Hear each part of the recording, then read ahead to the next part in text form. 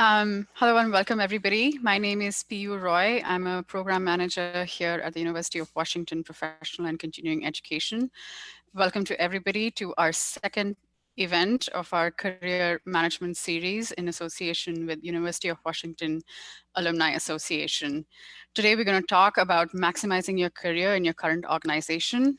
As all of us know, and many of us are looking at new positions or thinking about your career or trying to be more thoughtful about what we want to do next. One of the biggest opportunities that exists is in your current organization, where you just need to be aware of who there is, what there is available, how you can grow your current role. And I'm actually very excited about this role, this topic. This came up, and the moment I heard it, I was like, yes, this is something that is not talked about enough. And we should all be aware of it and think about how we can think about growing in the current organization and maximizing the opportunities that we have here. So I want to take a minute to invite and welcome our new coach, Catherine Saxo, who's working with us for the first time. We're very excited to have her on board. Catherine Saxo is an experienced career management coach who has worked with thousands of coaching clients in Seattle, nationally and internationally over the last decade. Her clients tend to be mid-career and executive level professionals who are either trying to thrive in their current role or are looking to pivot their careers in a new direction. She holds an MBA from the University of Washington and has spent a decade in corporate marketing at some of the largest employers in the Pacific Northwest, including Alaska Airlines and Amazon. She has written extensively about coaching and professional development, including a weekly column for the Seattle Times. Just a few housekeeping things before we start.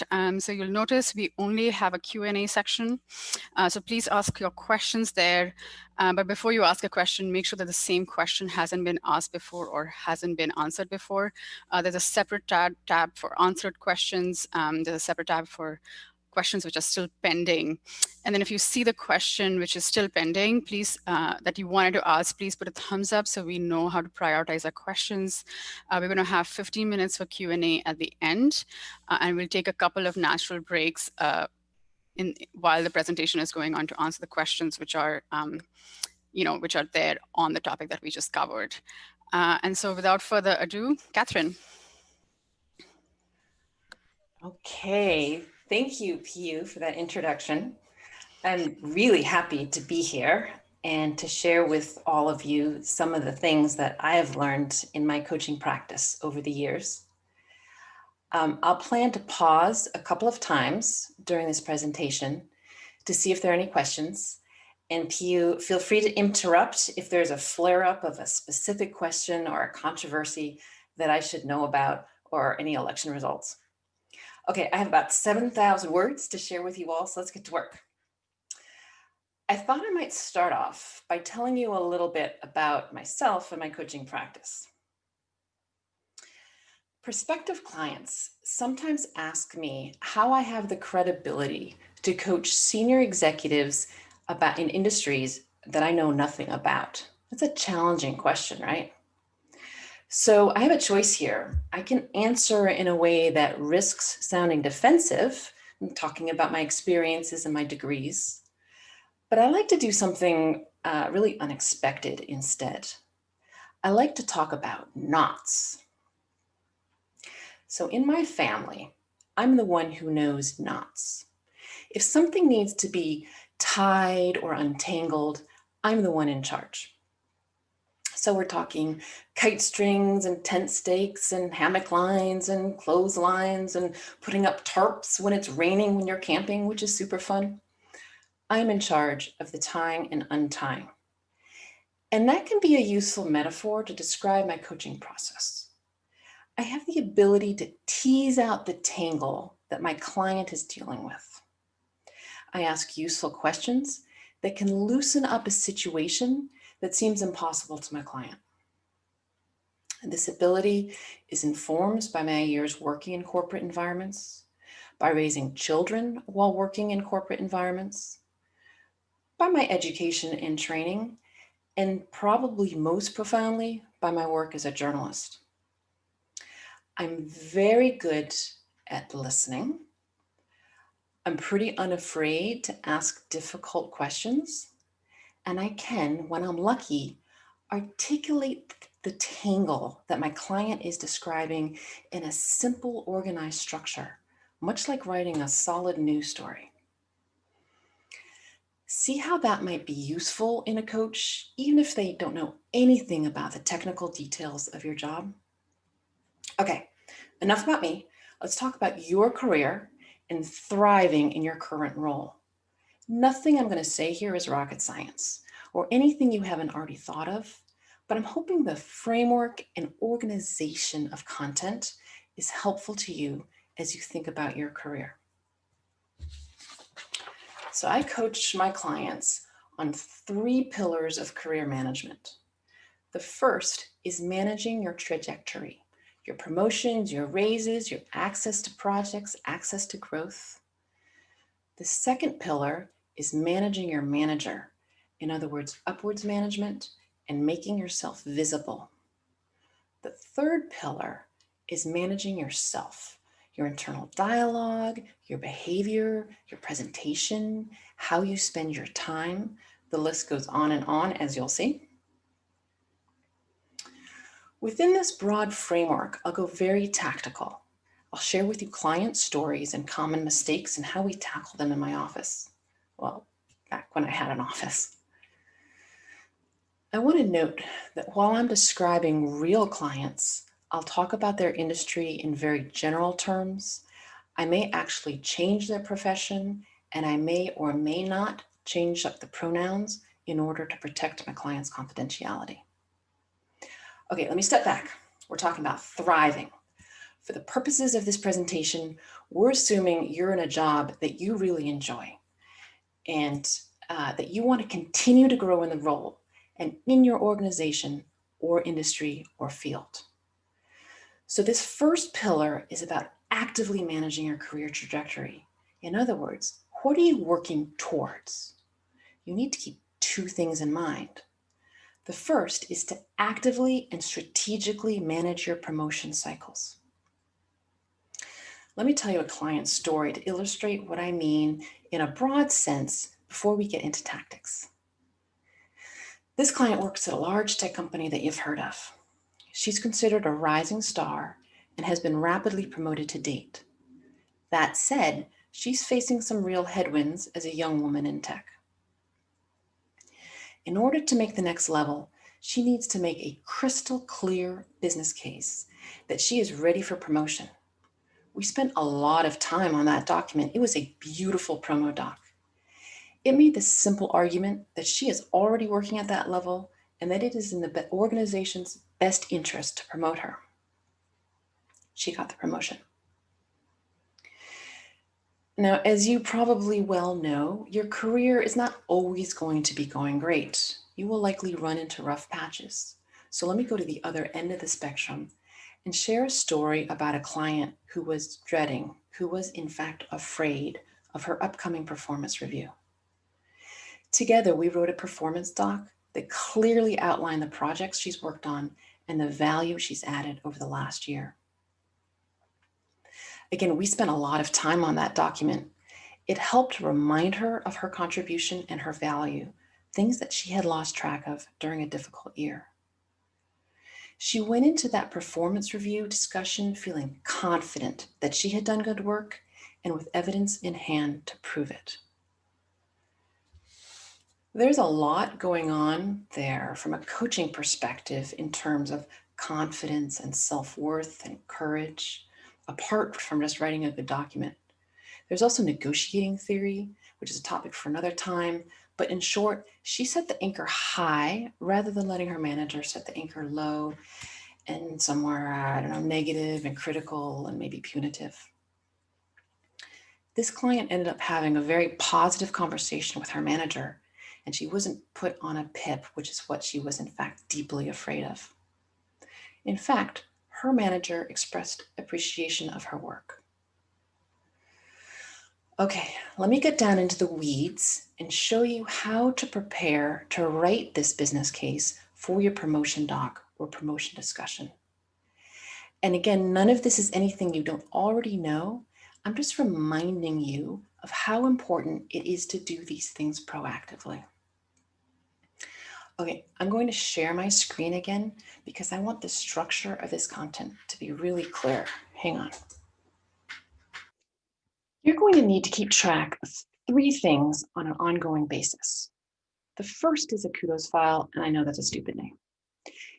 Every time someone thanks you for your work, compliments you on your work, recognizes your work, you drop it in the kudos file.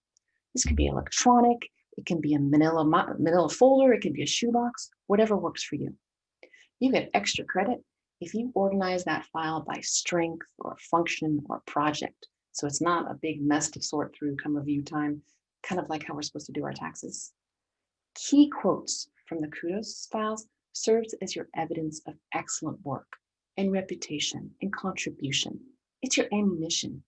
Your management may not be fully aware of how awesome you are, particularly if you're the kind of person who keeps your head down, does good work, and hopes to get recognized. And just wait, we're going to be talking about you. These kudos prove how good you are. The second thing you need to keep track of are your successes and accomplishments. And again, I know this is really obvious, and your performance doc is going to be so much easier to write when you do this. Over the course of a year, you're going to do a lot of work. And as the months fly by, you're going to forget about what you've achieved. You're going to minimize it because organizational priorities change over time, and that great work that you did months ago no longer seems relevant. You know this is going to happen. Aspirationally, I'd recommend jotting down the wins each week and once a month rolling them up into a summary of accomplishments. I'm also supposed to do that with my taxes. Incidentally, keeping track of these successes is very helpful when it's time to update your resume. Okay, the third thing you need to keep track of is how you have changed your behavior as a result of negative feedback, constructive criticism, growth areas, areas of improvement, whatever your organization calls it. As a coach, I love the negative feedback that my clients know about. It's one of my first questions when I start working with a new client. Negative feedback is like a gift. It's something concrete you can actually dig your teeth into and work on rather than just guessing or imagining or inferring from some weird interaction. All right, it's time for another client story, but let me switch back to speaker mode so you're not staring at my boring PowerPoint. Hang on.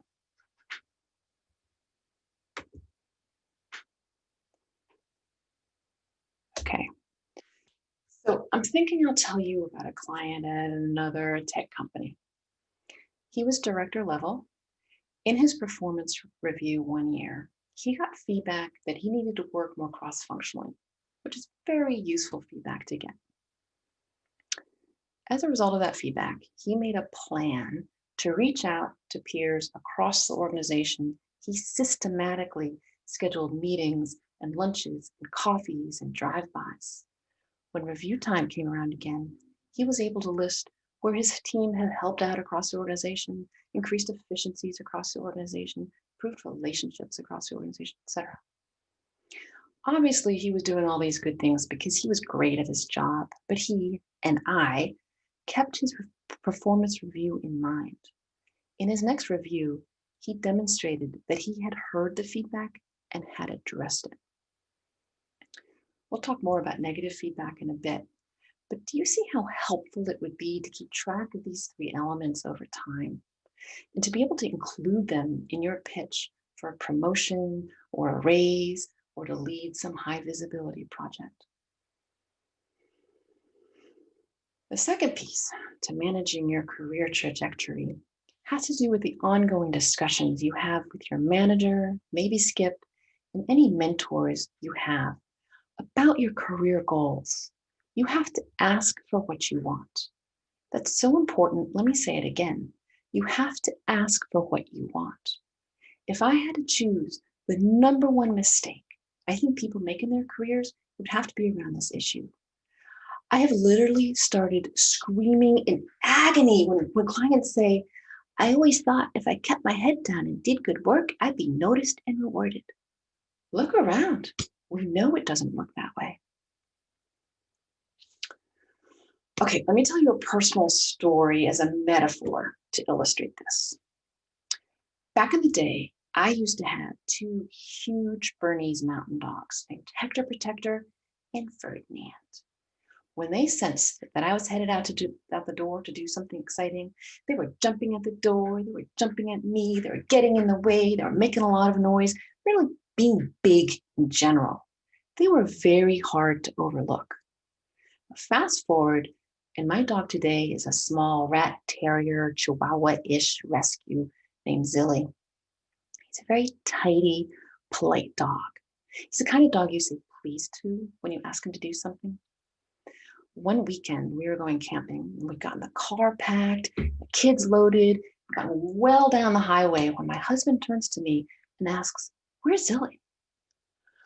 I'd forgotten the damn dog because he lies quietly on his dog bed, waiting to be invited and included. We had to turn the car around and go all the way back to the house to go get him for that weekend.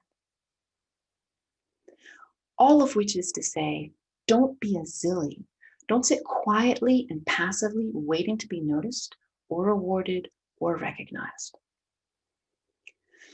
Your career goals need to be very clear to your manager, who is also consumed with his or her day-to-day and managing his or her own career.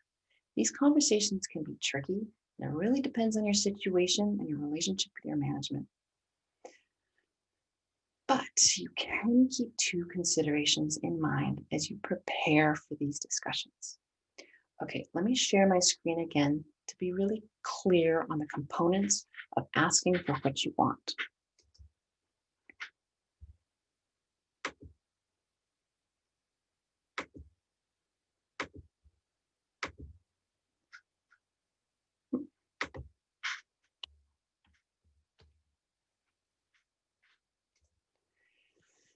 You need to think about your ask as a business case. You need to provide justification to your manager that makes sense for the business. In other words, you take personal considerations out of it. So for example, I have a client who is a chemical engineer. She wanted to move her job to a different city due to family considerations, but you could also make the argument that the restructuring made sense for the business. Her proposal's first draft was basically a personal appeal, how it would be better for her children and for her parents' well-being. She was appealing to her management sympathies, but notice how it potentially puts them in an awkward spot. She's potentially pitting their personal feelings against the best interests of business, which their own personal success is tied to. She's creating an emotionally messy situation for them unnecessarily. We worked on a presentation where the point was how it made sense for the business in terms of efficiencies, leveraging expertise, delegating appropriately, blah, blah, blah. In her ask, she didn't really mention how it was good for her. She took the personal considerations out of it and made a very simple business case that her management could get behind without giving them some sort of emotional conundrum to sort through. She made it easy for them to say yes. The second consideration is related. You want to take the business's perspective in your ask. And this sounds like, I want to work on XYZ project because I've worked here for 5 years and it would be a good opportunity for me, as opposed to, I want to work on XYZ project because my organizational knowledge could meaningfully contribute to this project's success for these 3 reasons. 1, 2, 3. Those sound pretty different, right? I have another client example that's slightly tangential, but still relevant because it really illustrates this common mistake. This client is a postdoc scientist applying for tenured faculty positions for the first time, which is a really big deal in that world. In his first draft of his introductory essay, he said how excited he was to explore a new city, which was true, but yippee, I'm so excited to explore a new city. We worked on that essay to make it all about that university's research and how his research and area of expertise intersects and furthers the faculty's research. We made the essay about them and how hiring him helps them. Duh, right?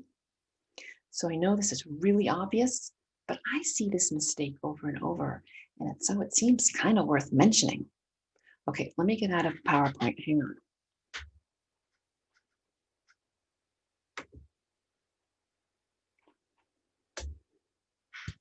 I want to make a final point about this pillar of managing your career trajectory. One of the things I tell my clients, and that I've written about over and over in my Seattle Times column and in my blog, is that if it matters, you prepare. If you're about to have an important conversation with your manager about your career, you prepare beforehand. You game out how it could go. If she says this, I'll say that. If he says this, I'll say that. You write out at least the first several sentences of your opening. You role play with someone you trust. You don't improvise when it matters. And this is not a rookie thing. It's not an admission of weakness or ineptitude. It's not a sign of a lack of self-confidence or experience. I was reading She Said, which is written by the reporters about how they broke the Harvey Weinstein story for the New York Times. They describe preparing for the phone call with Weinstein to tell him they were publishing this bombshell story and to get his comment. Just before 1 p.m., the reporters and their editor settled in for the call. They had written out almost every word they planned to say. These are professionals at the top of their field at the New York Times, and they're still writing out what they're going to say. That call mattered a lot, and they prepared for it. Okay, we're ready to move on to the second pillar of managing your career, and I want to pause and see if there are any questions, Piyu. Hi, I think we're okay to keep moving. Keep moving. Yes. Okay. All right, we're ready to move on to the second pillar, managing your manager. And I think this is where a lot of people get tripped up. We have an expectation that our manager is going to be somehow better, more mature than they actually are because they have so much power over our livelihood and well-being. We can lose track. They're just human beings with good habits and bad habits, strengths and weaknesses, good aspects to their personality and weird foibles and insecurities. Because of the power differential in the relationship, we can lose track of our manager's humanity. So my approach to upwards management is perhaps a bit cynical, but I do think if you keep this perspective in mind, you have a better understanding of the rules of the game. Okay, get this. Your job as a direct report is to make your manager look good. Totally serious about this. If you think about this relationship from this perspective, it clears up a lot of the noise. If you have a great boss, this is easy to do. You'll naturally do this because you like and trust and respect this person. If you have a terrible boss, this is much harder. And this perspective can be a clarifying principle when you're struggling. Let me get into the weeds and tell you exactly what I mean. First, as you're going about your day-to-day, keep in mind how you can help your manager. What can you do to make their job easier? What low-cost thing can you do to help them shine? And by low cost, I mean low cost to your sense of your integrity, your sense of self, perception of your competence. This can be as simple as throwing them a softball question or comment in a meeting, to subtly seeding a compliment for them. And I'll talk about compliment seeding later. I don't really mean brown nosing, right? I mean seeing it through a lens with which to think about your role and your relationship with your management. Let me give you an example that a client was dealing with. This client, mid-management at yet another tech company, doesn't like or trust her manager. Disorganized leadership, plays favorites, lots of conflict. My client got wind of a problem with her manager's project that she knew her manager didn't know about. So she has a choice. She was perfectly happy to sit back and watch her manager get blindsided and embarrassed. That's a human reaction. I think we can all understand, right? A little schadenfreude feels pretty good. And that would be a missed opportunity in terms of managing her manager. She ended up alerting her manager to this problem because, and this is the important part, it was in her best interest to do so, not necessarily because it was the right thing to do, although of course it was. There are potential downstream benefits for her in terms of appreciation, goodwill, favors owed, and it didn't cost her anything to do so in terms of her integrity. As I think about it, brown nosing probably takes a really serious toll on your integrity. When clients talk about competing with their boss, withholding information, obfuscating, gossiping, it's a signal that they're not looking at their career through this lens. They're not helping their manager shine. And that is not in the best interest in terms of their career growth, regardless of how good it feels at the moment.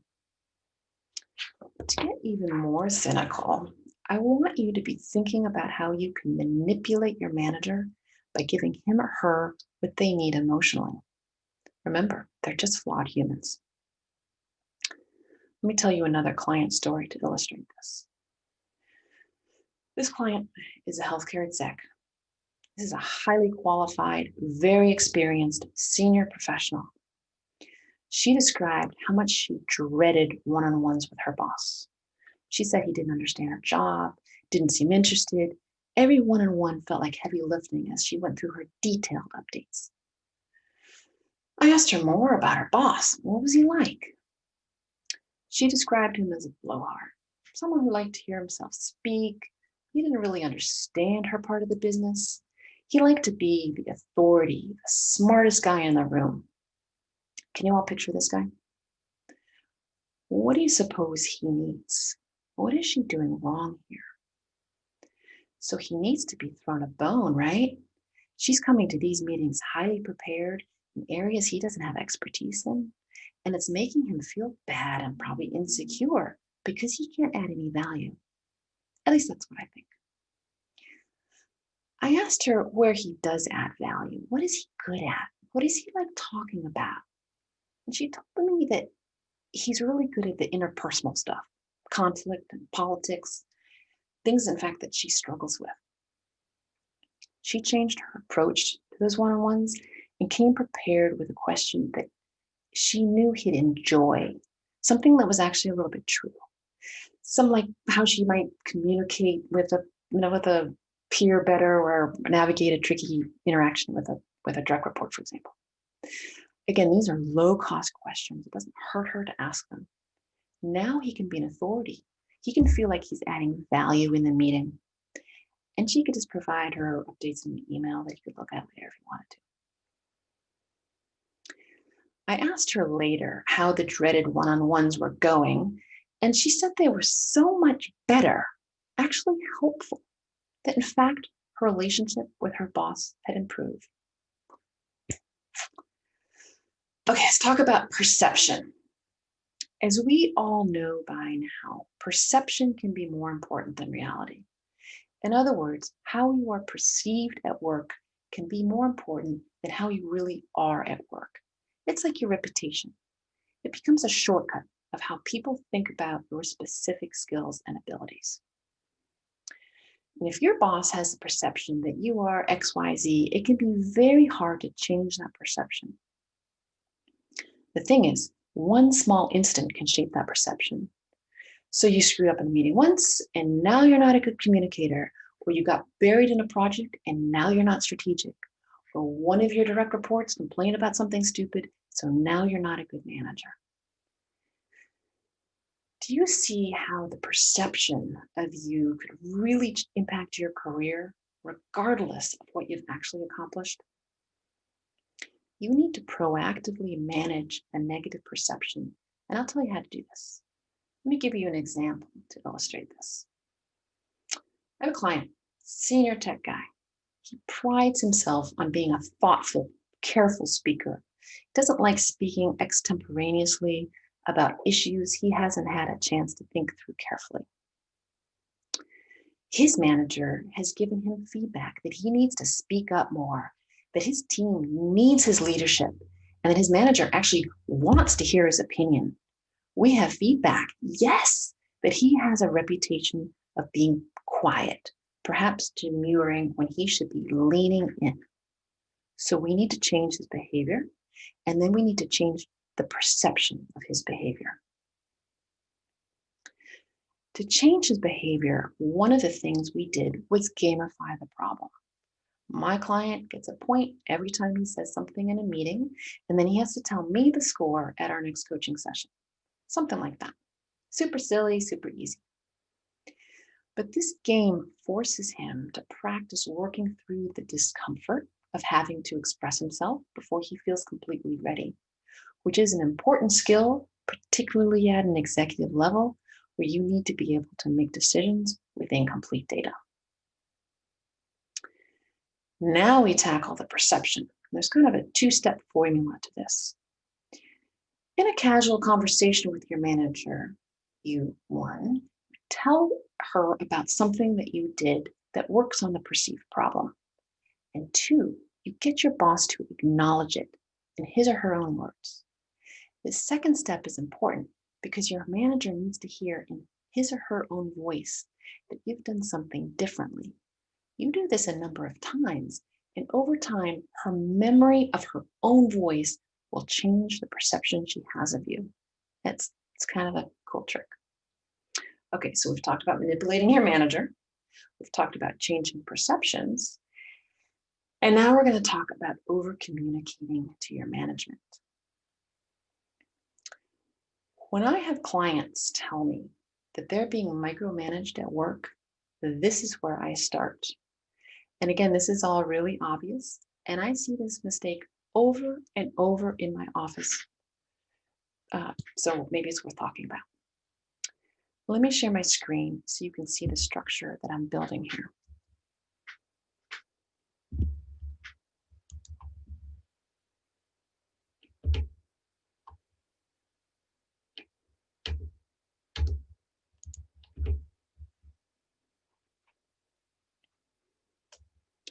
You need to have regularly scheduled one-on-ones with your manager.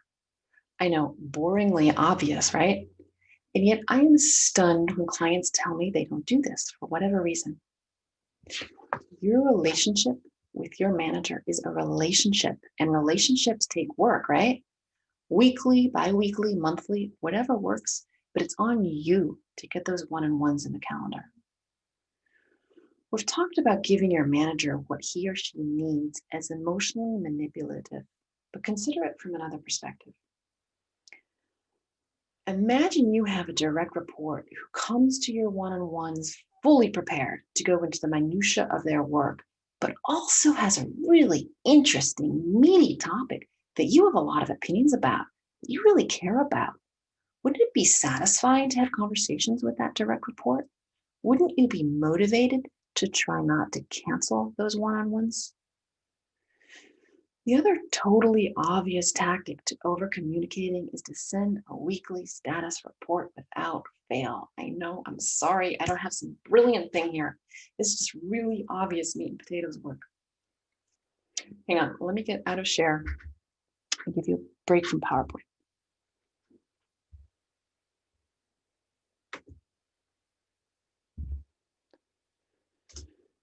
Okay, here's a story about why that weekly status report is so important.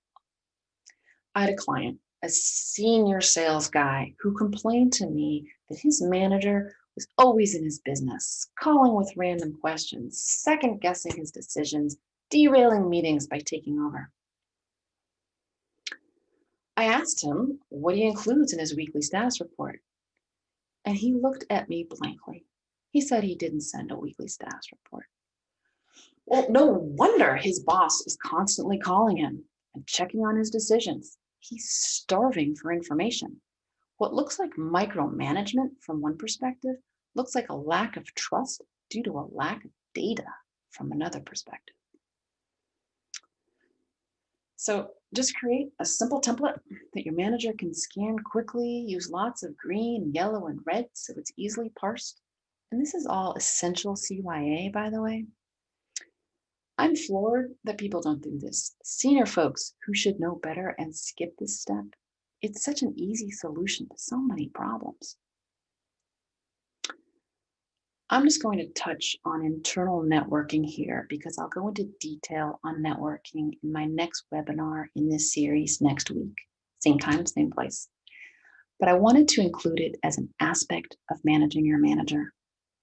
You want to think about building a network of allies up and down the organization. You being respected, well-known, well-liked, and highly visible reflects well on your manager, particularly if he or she hired you. And having senior allies helps balance the power differential in the relationship. It helps distribute the risk of your manager having so much power over you and your career. Okay, we're ready to get on to the last pillar, managing yourself. And before we jump into that, let me ask Piyu whether we have any burning questions. We do have two questions. So one is definitely more popular than the other. So what if, Amy asks, what if I'm a newer professional and there is no clear upward mobility path? And what if she doesn't necessarily want to be a manager, but wants to find a different way to grow her career? Well, okay. So she is not interested in growing in that organization. That's what I'm hearing, I right? think she wants to grow in the organization. I think she doesn't necessarily want to become a manager, but wants to find an alternate way to grow. Okay. So she wants to be promoted, but she doesn't want to get into management. I think that's one aspect of it, but also maybe there's an increase in scope, maybe there's an increase in responsibilities, maybe duties. Yep. I think like different ways of looking at upward mobility, which is not necessarily being the manager of the current team. Got it. Okay, so she needs to get really clear on what her ask is, right? So what is she asking for? And then she needs to plan how she's going to communicate that to her manager, right? So, and she might not know yet what that ask is. And so, and actually, I think we'll cover a lot of this next week. But so she could be talking to a lot of people to sort of like understand what else. Like if it only seems like the promotion track is to go into management, she needs to explore in her organization what else that could look like. Have other people done that? What does that look like? What are they doing? Does that look fun to her? Right. So that's it's a lot of conversations she's going to have with people. And then she's going to get really clear about asking for it. Okay. And the thing is, once you ask for it, you need to be really clear about what you're going to do if you don't get it. Right. And so if that's not going to be an option for her, she's going to need to think about what she's going to do instead. Mm-hmm. Do you think that answered the question? Amy, can I allow you to talk? You have no way of telling me besides just typing it. Okay. We're just going to say that answered the question. Okay? Yes, agreed. The next question is on perception. Do you have thoughts on how to uncover what your manager actually thinks about you if you don't get too much feedback or suggestions for areas to improve in? Yep. Okay, that is a great question. Okay, so you can ask people. You can do, right, so you can ask people and it can be scary to do that. So you need to get really prepared, right? Because you could hear things that hurt. You can do an informal 360, right? You don't have to have some professional person do that for you, right? You could ask your peer group, like, you could ask them a couple of questions about like, what do you see me doing well? What would you like me to do differently? Like, what would make me a better colleague if I did something differently? Those sort of questions. And you're going to learn something from that. You're going to learn something about what those perceptions are. You also need to ask your manager how you're doing or whatever the right question is there, so that you're not wondering or guessing, right? And that can be a super scary conversation if you're scared of what the answer might be. It's a lot easier not to ask that question, and that's a mistake, right? You need to be gathering this information. All right, let's move to the Okay. next question. Yes. Yeah. So if one's manager's interests or goals and the organization's interests and goals are different or misaligned, should one still try to make the manager look good instead of making one's organization look good and promoting their goals? Oh, that's a nice minefield. Um, I think I'm going to want to know much more about the specifics of that situation before I try to answer that question. There's going to be some really delicate navigation through that. It sounds like that person has an awful boss. Um, and uh, and I don't have some like great. I need to know more about the details of what's happening there. It sounds super tricky. I'm gonna duck that question, PU. That's fine. That was a very popular question, so it seems like it's more common than we would like to think. And we can There get are a back to the lot of present. awful bosses out there. We can get back to the presentation. Okay. All right. So I'm going to share my screen.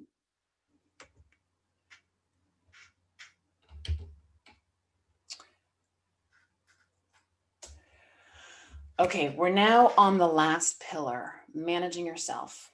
Brace yourself. I'm about to break all the PowerPoint rules with way too much information. Hang on. Oh, for heaven's sakes. What's happening? I know I can do this. There we go. Okay, this slide pains me because we don't have time to go through it all. This is a short list of some of the topics that regularly come up in my coaching sessions. I often get inquiries from people who are thinking about coaching but have never worked with a coach before and don't know what coaching can entail. And if that's you, I'm hoping this slide is helpful so you can see what coaching can cover and how it can support you in your career. This slide is entitled Managing Yourself, Pride in Yourself, because as your coach, that's really all I care about. I want you to be proud of your actions and decisions in your career and in your life. Looking after topics on this slide can help you get to a place where you're able to have pride in yourself. It's tough for me to choose which one of these topics is the most important because I love talking about all of them. And making small adjustments on any one of these can have significant long-term ripple effects on your career and well-being. But I thought I'd start with imposter syndrome since it's kind of a thing and it comes up a lot. Let me get out a screen share and save you from this exhausting slide.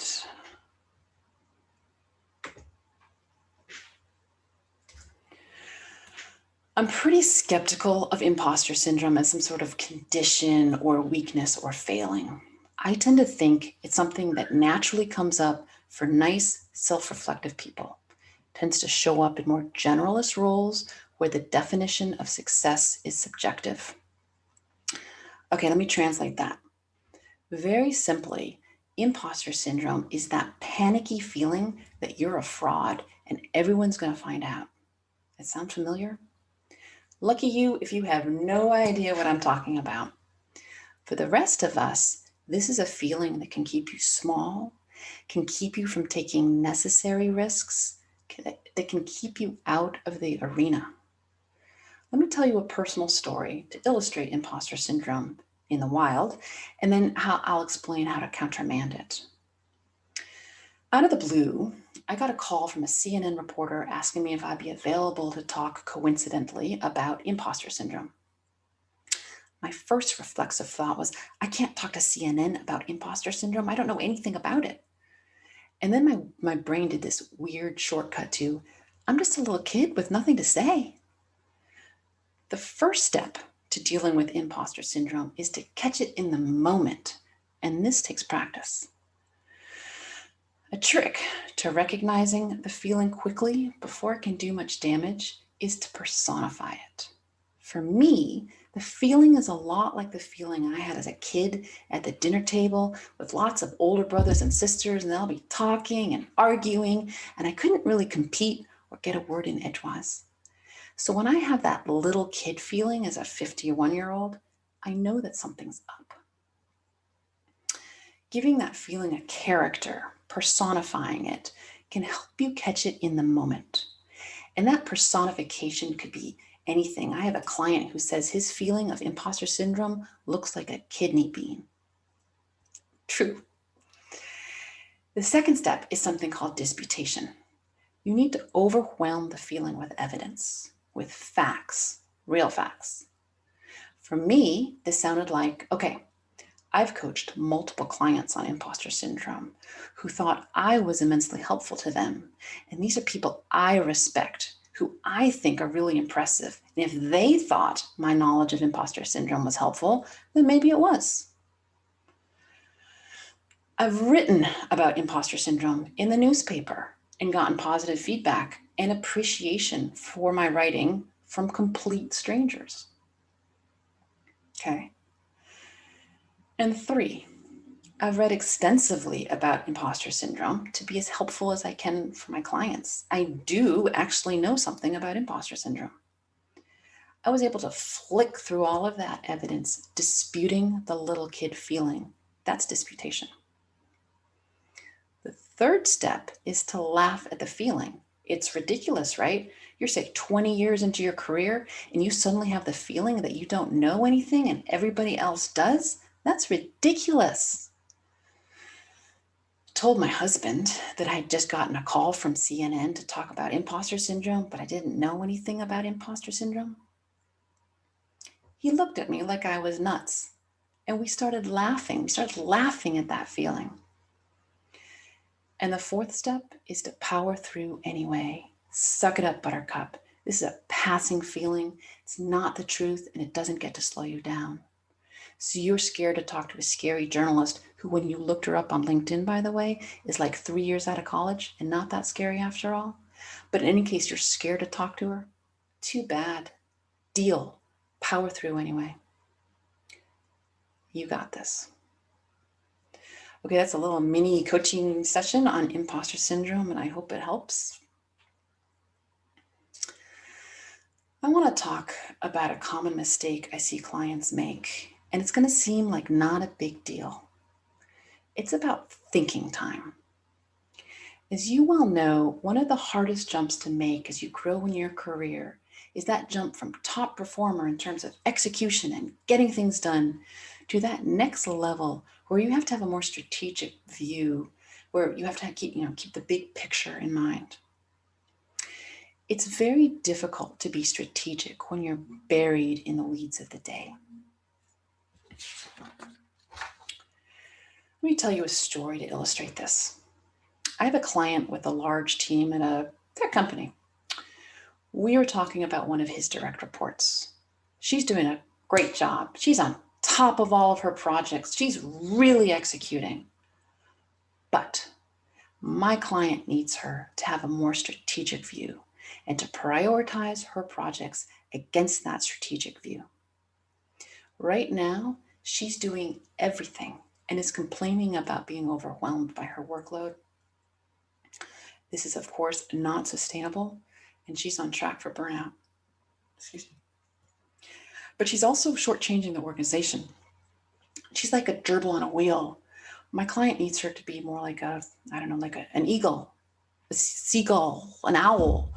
When my clients complain about being overwhelmed by work, I ask them, when do you have thinking time scheduled in your week? And once again, they look at me blankly because they don't have time to sit quietly and think. There's a big deadline coming up. This is the most important thing they can do with their time. What happens if you sit quietly with a cup of coffee and a notebook once a week? Maybe first write down the worries and tasks rattling around up there. and give your brain a chance to think.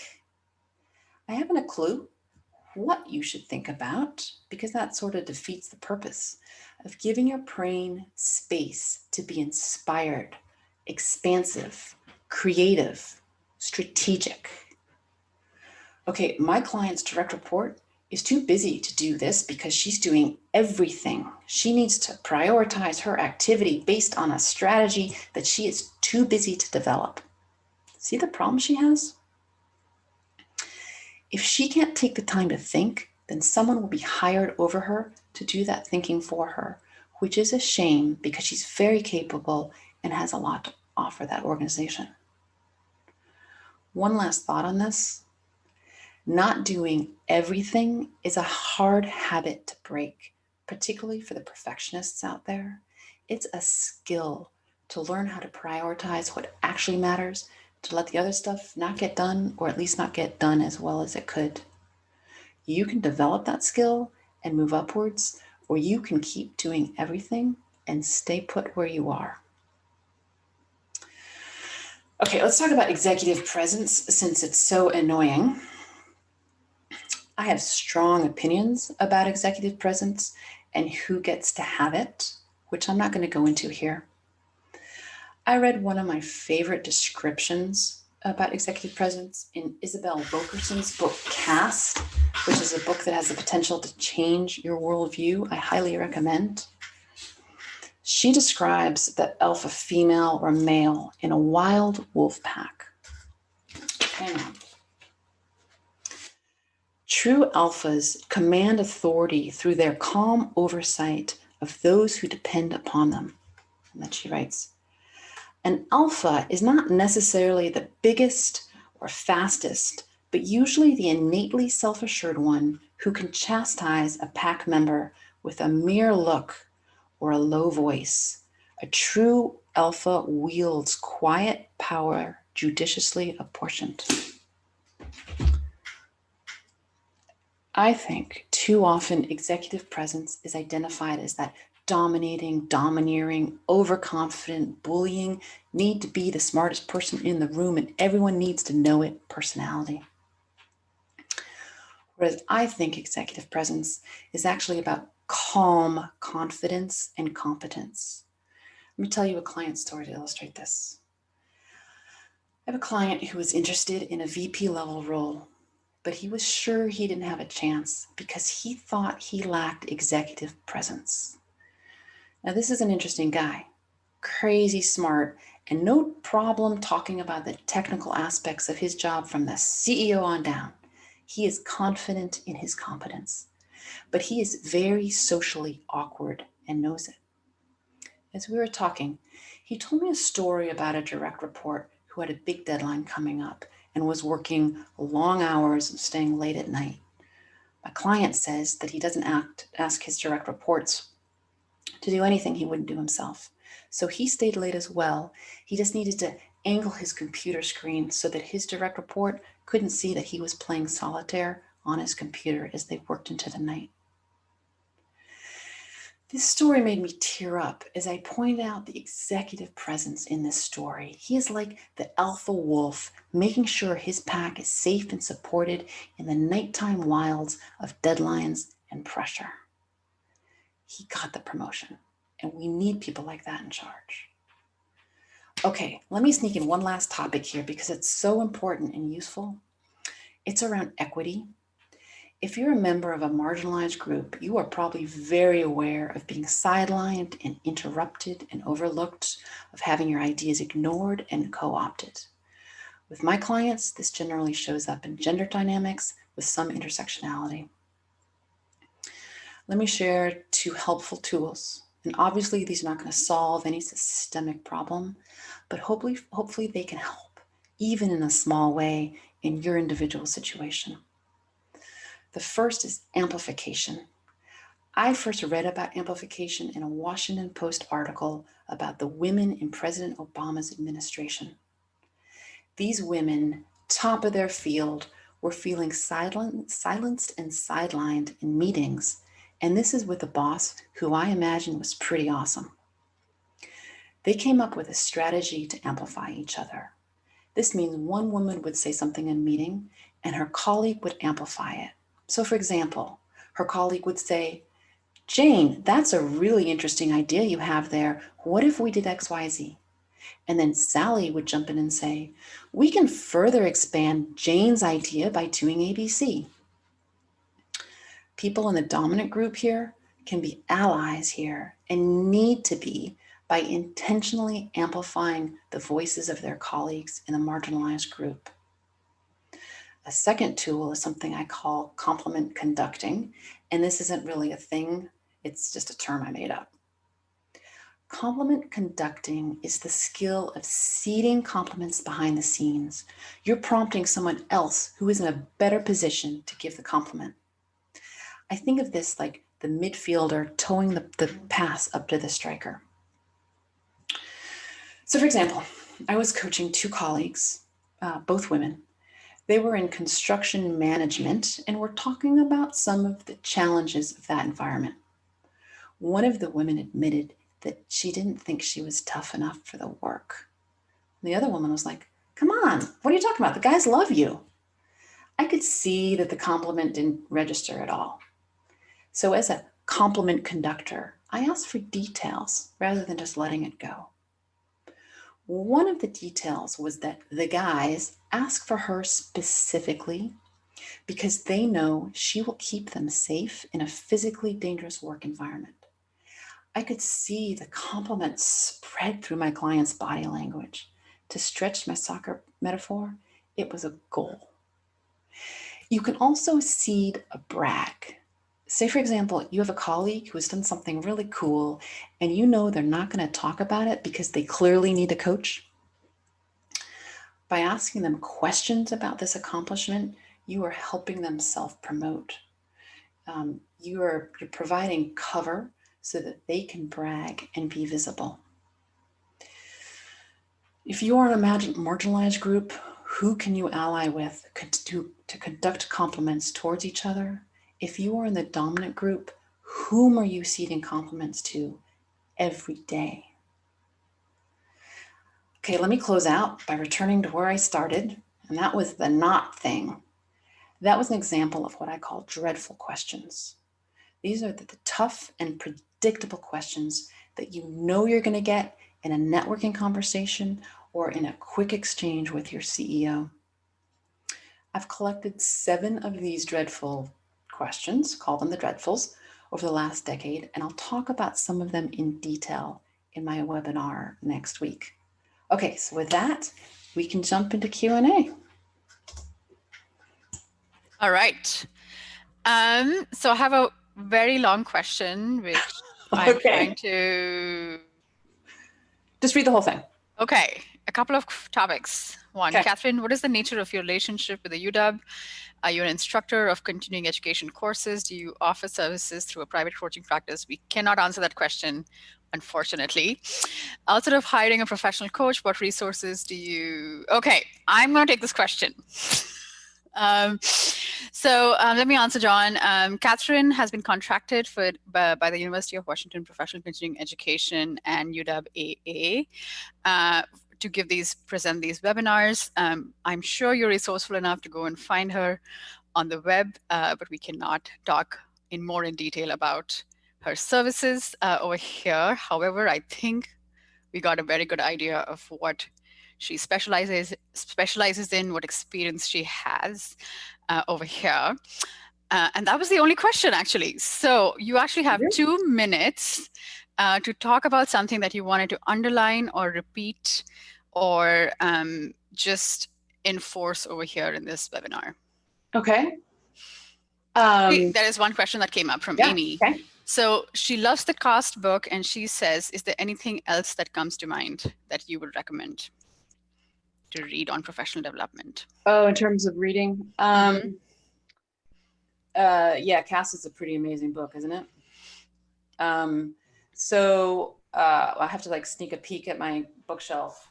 Oh, one of my favorites, like really interesting, helpful book is Range by, not Jeffrey, I think it's David Epstein. It's about the power of being a generalist. So that's and for the generalists out there, so it's reassuring, but it's also like really well researched.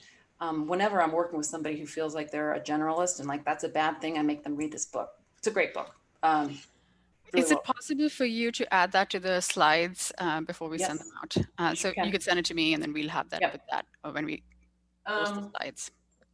oh, the other one I have to tell you, like if you haven't read Mindset by Carol Dweck, that's a really good book. It's like like books like when they change your life. like that one's a really helpful book. A lot of us have sort of a fixed mindset, like we're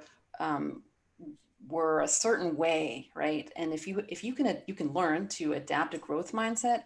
So the reason that this is so helpful, like reassuring, so when you make a mistake, right, as a fixed mindset person, when you make a mistake, like like the result is like you feel ashamed, like you're so stupid, and how could you do that? And right, like this awful place. But if you can like learn to remember to practice a growth mindset in that situation, it's more like, okay, so I made a mistake. Now, what have I learned? So because I've learned this, I don't have to make this mistake again. And it's really helpful to be a happier person in general. So those are two really good books. And of course, you have to read the Sleep book. Everyone's read the Sleep book, right? Why We Sleep. Okay, I that. on it myself. Okay, so one final question. Are you going to Yes. talk more about pay promotion negotiation with your boss at the next session? Sorry, say that. Ask the question one more time. Are you going to talk more about pay and promotion negotiation with your boss at the next session? That's going to be a little bit of a stretch with a networking topic. I would agree. It's something that you want to mention over here right now about pay and promotion. One common mistake, common things that people forget to do. So I mean, I think one of the things that I work on most with clients around salary negotiations, raises, is asking for money, right? Like it's a super cringy topic. It's really hard for people to do. It's a lot easier not to, and that can mean tens and hundreds of thousands of dollars over the course of your career. It's really important. So that's something. So not sure if now I've lost track of what the question was, but that's definitely something that is important to work on. No, that's exactly helpful. You want to know what are the common mistakes so you can make sure that you're not making them. Yep. All right. We are over by 3 minutes, which is 3 more minutes than we should have been. This was a great topic. Thank you very much, Catherine. And we are all looking forward to next week's webinar as well. Same time at 4 p.m. on Thursday. Hope to see everybody. And I've posted the link back a number of times, but just go search it on our website and you'll find it pretty easily. Thank you. Okay. Thank you, Piyu. Thank you all. Thank you. Okay. Bye.